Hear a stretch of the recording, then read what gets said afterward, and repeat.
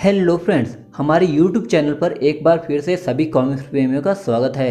दोस्तों, आज लेकर आया हूँ एपोकलिप्स सीरीज की दूसरी comics clash of the guardians का पहला एपिसोड यानी टोटल एपिसोड 5। दोस्तों, अब तक हमने देखा कि दिल्ली में परमाणु और आयरन मैन, तिरंगा और कैप्टन अमेरिका, शक्ति और वंडर वुमन लड़ रहे थे। आसाम में भी जंगल का जलाद भेड़िया तथा हरा पहाड़ यानी हल्क आपस में भिड़ रहे थे। मुंबई और रायनगर भी इससे अछूते नहीं थे। जहां मुंबई में डॉग और बैटमैन आपस में भिड़ रहे थे, वहीं रायनगर में ध्रुव के सामने था टिचाला यानी ब्लैक पैंथर। इधर नागद्वीप पर हमला होता है सुपरमैन का। नागद्वीप वासियों की मदद को जा रहे नागराज का रास्ता रोक लेता है तूफान का देवता यानी थॉर। तब नागराज नागद्वीप वासियों की मदद के लिए मानसिक संपर्क बनाता है शक्तिमान से, जो पलक झपकते ही सामने था सुपरमैन के। आगे क्या हुआ जानने के लिए देखें ये पूरा एपिसोड। मैं हूं आपका दोस्त बलविंदर सिंह और आप देख रहे हैं टीम एफएमसी।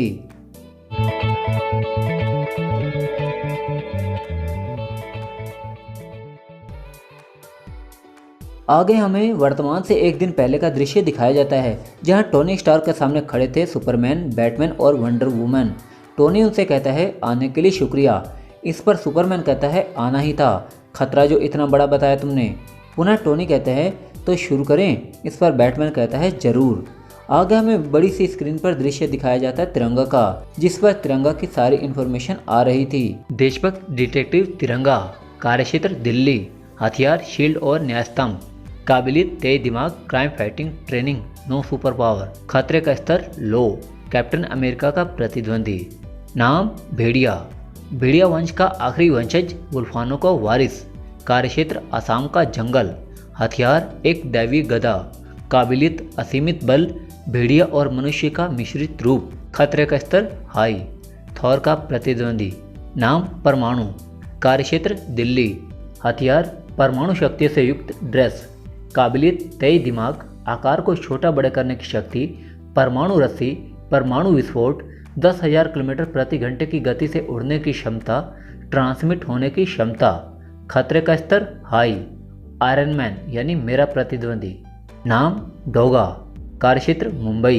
हथियार आधुनिक गन्स, बॉम्ब, राइफल्स, काबिलियत निशानेबाजी और जूडो कराटे में सिद्धहस्त, असाधारण बाहुबल, गजब का जुनून, खतरे का स्तर हाई, ब्लैक पैंथर का प्रतिद्वंदी, नाम शक्ति, सुपर पावर प्रकाश की गति से गमन, अपने बाएं हाथ की ऊष्मा शक्ति से किसी भी धातु को पिघलाकर शस्त्र बना सकने की क्षमता, हिंदू गॉड मां काली का एक अंश और साथ ही तीसरे नेत्र की विध्वंसकारी शक्ति की धारक, अपनी गति से समय धारा में विचरण करने की शक्ति, खतरे का स्तर एक्सट्रीम, वंडर वुमन की प्रतिद्वंदी, नाम ध्रुव, कार्यक्षेत्र रायनगर, हथियार स्टार ब्लेड्स, आधुनिक गैजेट्स युक्त बाइक, नर्व गैस कैप्सूल, काबिलियत तेज दिमाग, शारीरिक लचीलापन, अपने आसपास की वस्तुओं को हथियार बना सकने की गजब की काबिलियत, पशु पक्षियों से बात करने की क्षमता, खतरे का स्तर लो, बैटमैन का प्रतिद्वंदी, नाम नागराज, कार्यक्षेत्र महानगर,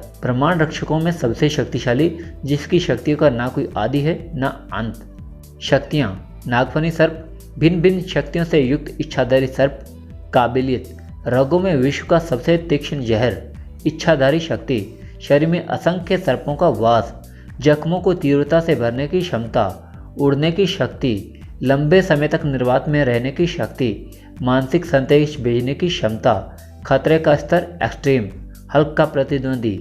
इसके बाद टोनी आगे कहता है इन सबकी बाकी की शक्तियों और कमजोरी की जानकारी आप सबकी फाइल में है। आगे वह सुपरमैन से कहता है सुपरमैन, तुम्हारे लिए सबसे मुश्किल काम, तुम्हें नागद्वीप जाना होगा। वहाँ इच्छाधारी नाग मानव रहते हैं, सब में एक से बढ़कर एक शक्तियाँ हैं। प्राप्त जानकारी के अनुसार वहाँ का सबसे ताकतवर नाग मानव महात्मा कालदूत अभी समाधि में है, इसलिए उसकी समाधि टूटने से पहले तुम्हें अपना काम करना होगा। आगे टोनी कहता है अब तुम्हें एक अहम शख्स की जानकारी और देना चाहता हूँ, दुआ करो ये बंदा हमारे रास्ते में ना आए। तब हमें स्क्रीन पर दृश्य दिखाया जाता है शक्तिमान का। टोनी आगे कहता है शक्तिमान नाम है इसका।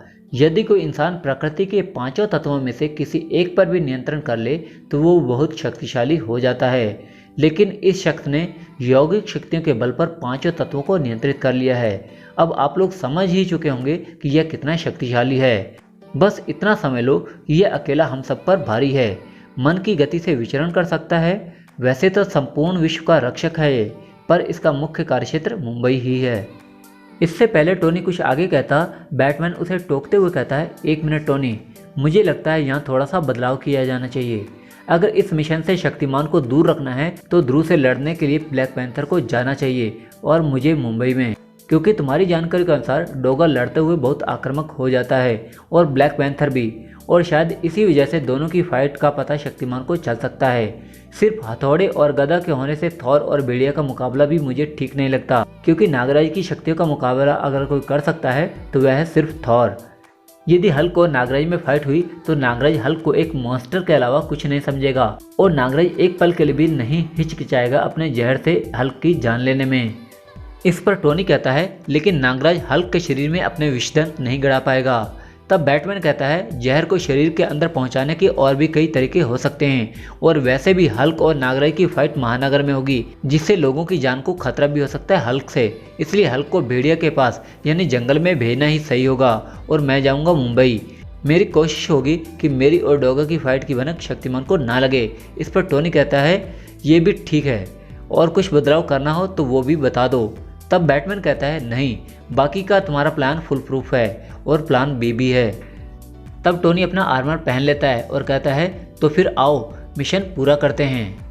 आगे हमें वर्तमान का दृश्य यानी नागद्वीप का दृश्य दिखाया जाता है, जहां सुपरमैन और शक्तिमान की जंग आरंभ हो चुकी थी। शक्तिमान के एक पैर से अभेद सुपरमैन भी हवा में उड़ता नजर आता है। शक्तिमान मन ही मन सोचता है, ऐसा कैसे हो सकता है, कहीं हमारा सपना सच तो नहीं होने जा रहा। इधर शक्तिमान के पैर से सुपरमैन दूर तक घसीटता चला गया। तब शक्तिमान विसर्पी से कहता है, विसर्पी, तुम सभी घायल नाग सैनिकों को किसी सुरक्षित स्थान पर ले जाओ और तुम भी वहीं रहना। इस पर विसर्पी कहती है, नहीं, मैं भी यहीं रुककर तुम्हारी सहायता करूंगी। इस पर शक्तिमान कहता है, नहीं विसर्पी, मेरी बात समझो, अब ये टकराव एक महायुद्ध में बदलने वाला है। मैं नहीं चाहता तुम में से किसी को कोई हानि पहुंचे। तुम सबकी रक्षा का वचन दिया है मैंने नागराज को, तुम जाओ सभी को लेकर। तब विसर्पी कहती है, ठीक है। तभी सुपरमैन बहुत तेजी से उड़ता हुआ वहां पहुंचता है और शक्तिमान को ले उड़ता है और फिर कहता है, बहुत सुना है तुम्हारे बारे में, चलो आज देख ही लेता हूँ कि तुम कितने शक्तिशाली हो। इस पर शक्तिमान न सिर्फ सुपरमैन की गति को रोक लेता है बल्कि उस पर वार करते हुए कहता है, दुआ करो सुपरमैन, मुझे अपनी शक्तियाँ ना दिखानी पड़े, यही तुम्हारे लिए अच्छा होगा। तब सुपरमैन संभलते हुए कहता है, अगर ऐसा है तो आज देख ही लेता हूँ कौन कितना शक्तिशाली है। इतना कहते हुए वह शक्तिमान पर एक जोरदार वार करता है। तभी सुपरमैन के कानों में आयरन मैन की आवाज़ गूंजती है, नहीं सुपरमैन, जोश से नहीं दिमाग से काम लो और अपने मिशन पर फोकस करो, तुम सीधे सीधे उसे नहीं हरा पाओगे। तब सुपरमैन टोनी को जवाब देते हुए कहता है, ये इतना शक्तिशाली भी नहीं लग रहा जितना तुम बता रहे हो, मैं इसे हरा सकता हूँ। तब टोनी कहता है, इसने अपनी शक्तियों का 1% भी यूज नहीं किया है और तुम दोनों का टकराव महात्मा कालदूत को भी साधना से जगा सकता है। मुझे प्लान बी शुरू करना होगा। दिल्ली से कैप्टन कहता है, ठीक है, तो प्लान बी शुरू किया जाता है और उसकी शुरुआत तुम करो टोनी। सुपरमैन मन ही मन सोचता है, अपनी मंजिल से सिर्फ एक कदम दूर था, पता नहीं ये कहाँ से आ टपका। आगे वह सबसे कनेक्टेड होकर कहता है, ठीक है, तब तक मैं इसे रोके रखूँगा। बैटमैन कहता है, गुड। वंडर वुमन कहती है, इसी का इंतजार था। हल्क कहता है, हल्क को प्लान बी पसंद नहीं। इस पर ब्लैक पैंथर कहता है, हल्क, ये ही ठीक रहेगा। थॉर भी कहता है, बिल्कुल सही पैंथर, जितना ज़्यादा लड़ेंगे इतनी शत्रुता बढ़ेगी। इधर नागद्वीप पर शक्तिमान सुपरमैन पर हावी था। वह कहता है, मैं समझ गया हूँ तुम यहाँ क्या लेने आए हो, लेकिन मैं तुम्हें उसके आसपास भी नहीं भटकने दूंगा। सुपरमैन भी हार मानने वालों में से नहीं था। वह शक्तिमान पर वार करते हुए कहता है, शायद तुम मुझे हरा दो शक्तिमान, लेकिन जब मेरे और साथी आ जाएंगे तो तुम उनका सामना नहीं कर पाओगे। शक्तिमान अपनी शक्ति किरणों का वार करते हुए कहता है, वो तो समय बताएगा। शक्तिमान अपनी आखिरी सांस तक नागराज को दिए वचन के लिए लड़ेगा और तुम्हें यहाँ से एक पत्ता भी नहीं ले जाने देगा, क्योंकि उस होने वाले विनाश को बहुत करीब से देख लिया मैंने, जिससे तुम लोग अनभिज्ञ हो। सुपरमैन शक्तिमान को रोकने के लिए अपनी हीट विजन का इस्तेमाल करता है, पर शक्तिमान उसे अपनी शक्ति किरणों से रोक लेता है। तब शक्तिमान सुपरमैन की तरफ उड़ते हुए कहता है, उस महाविनाश को शक्तिमान अपनी पूरी शक्तियों के साथ रोकेगा। तब सुपरमैन सोचता है, ये किस विनाश की बात कर रहा है। आगे हम देखते हैं शक्तिमान जकड़ लेता है सुपरमैन का गला और कहता है, तुम्हारे साथ ही ये दुनिया देखेगी शक्तिमान का वो रूप जिसे कभी किसी ने नहीं देखा। आगे हमें दिल्ली का दृश्य दिखाया जाता है, जहां टोनी फ्राइडे को कहता है, फ्राइडे, प्लान बी शुरू करो अभी, अब ज़्यादा समय नहीं है हमारे पास। फ्राइडे कहती है प्लान बी शुरू हो चुका है सर, आपका नया सूट जल्द ही आपके पास पहुंचने वाला है। फ्राइडे से बात करते हुए आयरन मैन पर हमला कर देता है परमाणु। वह अपने एटॉमिक मिनी ब्लास्ट करते हुए कहता है ये अगर रिहायशी इलाका ना होता तो परमाणु से उलझना तुम्हें बहुत महंगा पड़ता। तब आयरन मैन कहता है जानता हूँ, तब तुम बहुत खतरनाक साबित हो सकते थे, इसलिए मैंने ये जगह चुनी, तो अब यहाँ मैं खतरनाक हूँ। आयरन मैन के उस वार से परमाणु तेजी से नीचे गिरने लगा। तभी आयरन मैन का नया आर्मर वहाँ पहुँच चुका था। टोनी कहता है शाबाश फ्राइडे, सही समय पर एंट्री कराई इस सूट की। परमाणु को सीधे सीधे काबू करना आसान नहीं है, अब ये सूट ही इसे काबू करेगा। टोनी के एक इशारे पर आयरन मैन का नया आर्मर लिपट जाता है परमाणु से। तब टोनी परमाणु से कहता है अब ये सूट तुम्हारा है परमाणु, लेकिन हाँ इसका कंट्रोल मेरे हाथों में है, अब तुम हिल भी नहीं पाओगे मेरी मर्जी के बिना। वैसे तो तुम इससे छुटकारा पा सकते हो एक बड़ा सा परमाणु ब्लास्ट करके, लेकिन तुम ऐसा नहीं करोगे, इससे इस रिहायशी इलाके में रेडिएशन फैलने का खतरा तुम मोल नहीं लोगे। वाह, तुम तो अब आयन परमाणु बन गए, वैसे अच्छे लग रहे हो। पूरे सूट ने परमाणु को कवर कर लिया था। परमाणु टोनी से कहता है मुझे इस तरह यूं बेबस करके एक बात तो साबित हो गई कि तुम डर गए हो मुझसे। इस पर आयरन मैन कहता है डर रहा हूँ तभी तो लड़ रहा हूँ। तब परमाणु कहता है मैं इसका बदला तुमसे जरूर लूँगा। टोनी मन ही मन सोचता है यही तो मैं चाहता हूँ कि तुम लोग बदला लेने आओ।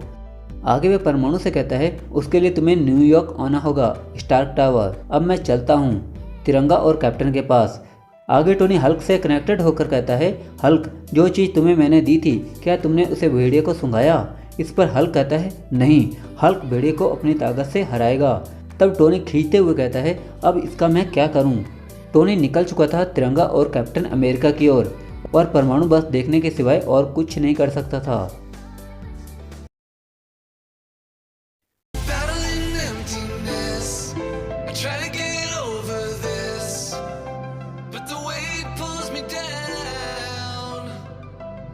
उम्मीद है दोस्तों आज का एपिसोड आपको पसंद आया होगा।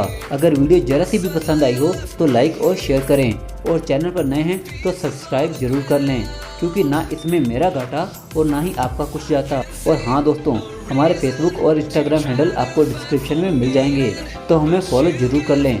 सो take care and good bye. देखते रहें टीम